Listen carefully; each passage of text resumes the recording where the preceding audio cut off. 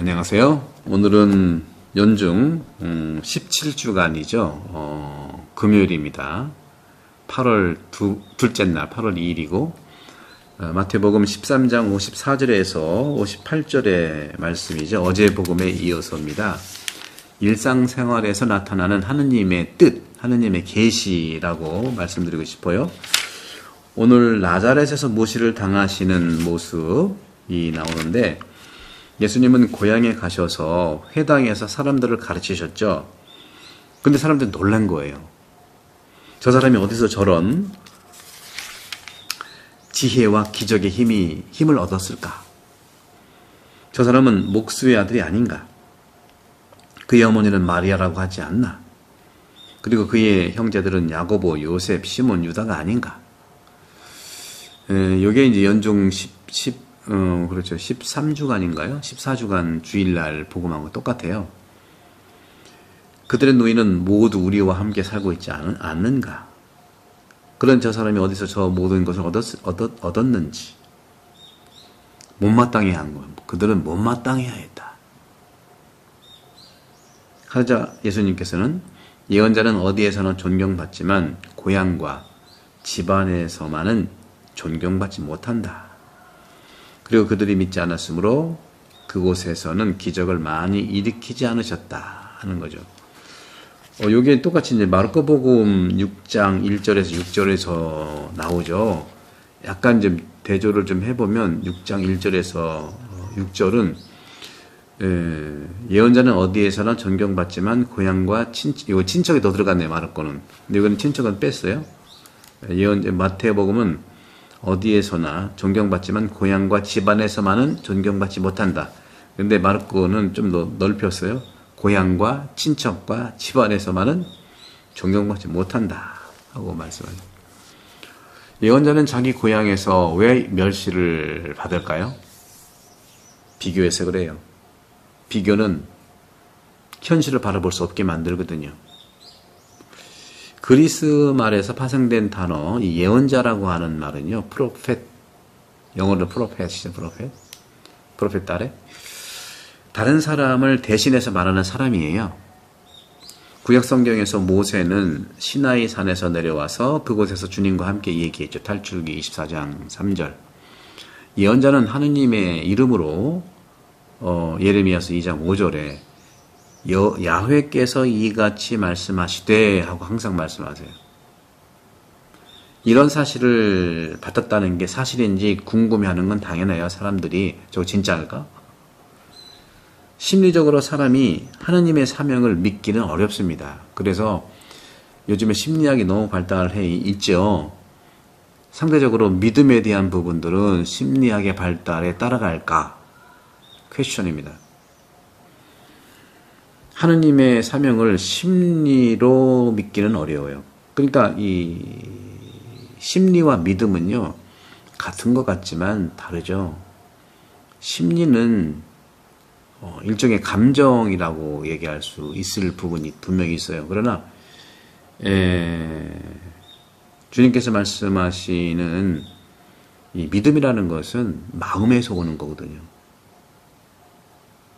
관련이 있지만 뿌리가 다르죠. 그리고 믿음이라는 것은 마음만 연결되어 있는 게 아니라 마음과 함께 있는 영혼. 영혼은 모든 것의 종합이죠. 생각도 영혼, 사고도 영혼, 마음도 영혼, 감정도 영혼인데 가장 뿌리가 되는 생각과 마음의 관계의 균형이 영혼이에요. 그래서 믿는다고 할 때 끄레데레라고 하는 것은 꼬르 플러스 달에 마음을 주는 건데, 여기서 마음이라고 하는 것은 하나님이 거처하는 인격 자체죠. 자기의 있는 본질의 모습이라고 볼 수 있어요. 우리가 일상생활을 하면서 늘 눈앞에 있는 것은 정말 거룩한 사명을 받아들이는 거잖아요.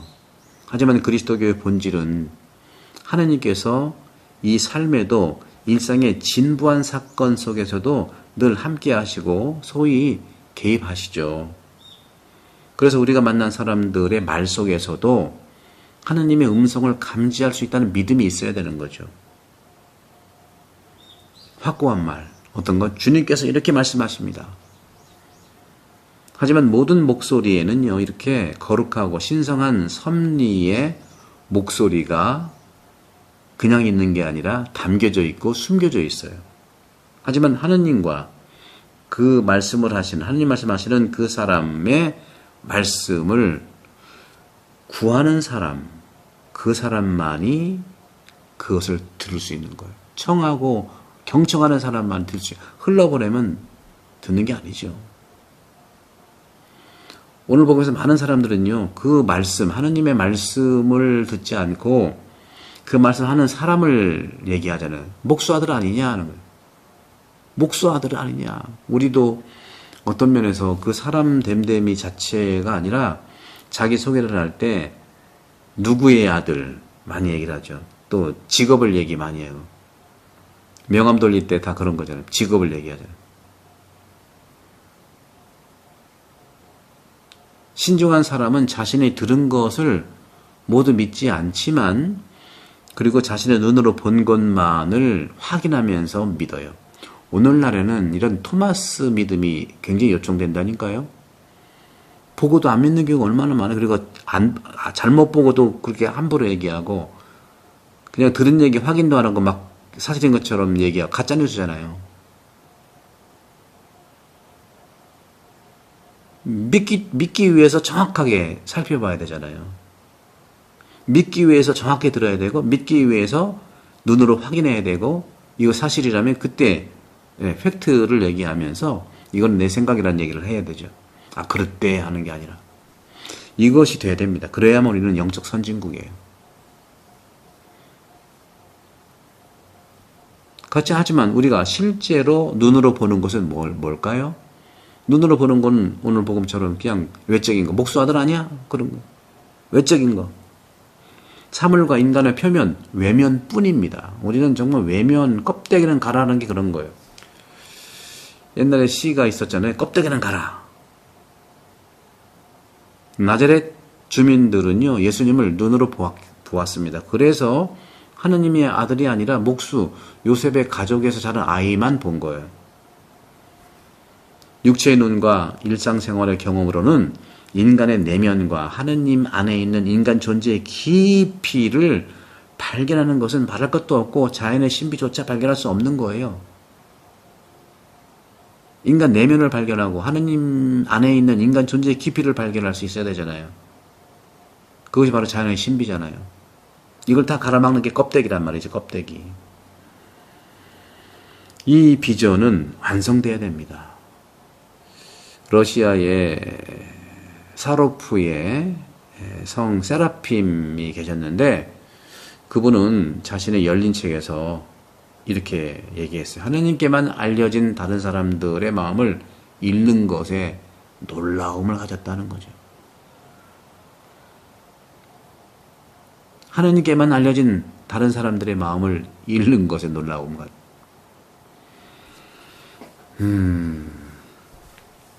우리도 하느님의 시선, 눈 뜨라는 거. 그래서 계속 제가 말씀드리는 것이 그런 내용들이 다 이 책에 있어요. 영혼 돌봄. 눈을 뜨시자. 새롭게 뜨자.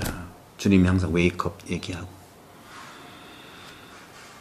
하지만 그것을 다시 말하면 그것을 짓누르는 어떤 그 기준이 있죠. 그 기준은 바로 자신에게 조언을 구하는 사람들에게 어떻게 반응해야 할지 영감을 달라고 하느님께 드리는 기도입니다. 영감을 달라고. 거룩하고 신성하다고 하는, 다시 말하면 우리가 모든 사람의 신비에 대해 신성의 감각을 잃어버리면, 존중함을 잃어버리면 우리는 항상 사람을 겉으로만 판단하기 시작한다니까요. 껍데기는 가라. 신성한 지평을 못 봅니다.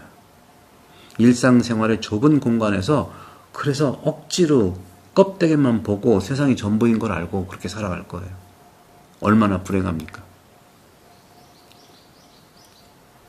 그래서 오늘 복음에서 또 어떻게 말씀을 하냐면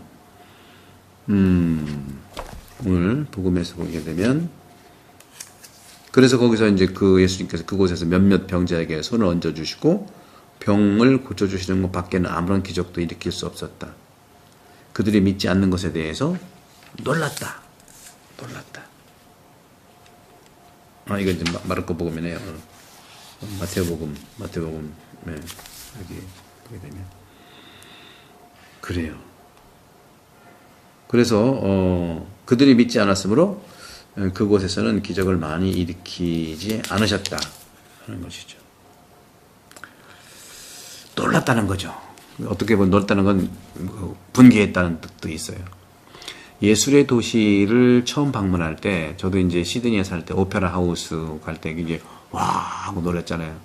저는 오페라 하우스에서도 이제 공연도 보고 좀 그랬는데, 또 유명한 사람을 만날 때 큰 감동을 하잖아요. 제가 시드니에 있으면서 이제 코로나 때문에 많이는 아니더라도 시드니에서 국제 게임을 하게 되면 테니스 많이 봐요. 나달도 보고요, 또 치치파스도 보고요, 엄청난 사람들 많이 봤어요. 두 번째, 세 번째에는 이미 두 번째 보고 세 번째 볼 때는 인상이 좀 약해져요. 맨날 보던, 처음 보면 와, 두 번째는, 세 번째는 일상이죠. 우리가 매일 마주하는 것은 감상적인 만남이라 할지라도 결국 헌옷과 같아서 일상이 되는 겁니다. 헌옷과 같아지는 거예요.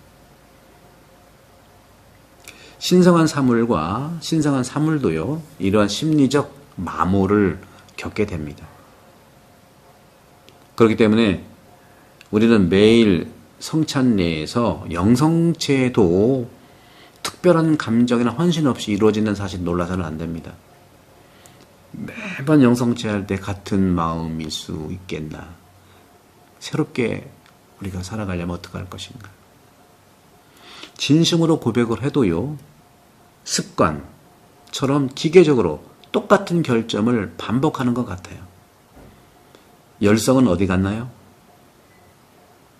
시간과 일상적 접촉을 통해서 우리는 결국 모든 것과 모든 사람의 결점과 약점만을 그렇게 보게 되는, 참 거긴 달인이 돼요. 계속 보면 약점만 보여요. 그래서 우리는 장점과 또 어떻게 보면 좋은 점들을 일부러 찾지 않으면 안 보입니다. 좋은 것을 일부러 찾아야 돼. 장점을 일부러 찾아야 돼. 라틴어에서 이런 말이 있어요. 라틴 말, 그리고 그 프랑스 속담에도 같은 말이 있는데요. 하인에게 영웅은 없다. 하인들에게 있어서 영웅은 없고, 가까이에서 보면 위대한 사람은 없다는 것을 늘 말씀해 주죠. 이런 일이 일어나서 놀라서는 안 되겠지만, 우리 사람들, 만나는 사람들에 대한 판단과 단죄, 그리고 그들과의 관계를 지속적으로 조정해야 한다는 신호입니다. 무디어질 때. 우리는 모든 사람의 아름답고 좋은 점을 염두에 두어야 하지만, 불행히도 쉽게 잃어버리죠. 잃어버리는 것에 대해서 우리가 잘 성찰하고, 힘을 내어서 훈련하지 않으면 좋은 말 안 나가는 것 같아요. 그래서 가톨릭 책방 우리 구독자 태안본당 여러분, 일부러 찾아서 좋은 말 훈련하는 그러한 축복이 가득하길 바라고, 그러기 위해서는 나를 잘 들여다보는 영혼 돌봄의 훈련을 받으시면 너무 감사하겠다는 말씀드리겠습니다. 성부와 성자와 성령께서 여러분 오늘로 강복합니다. 감사합니다.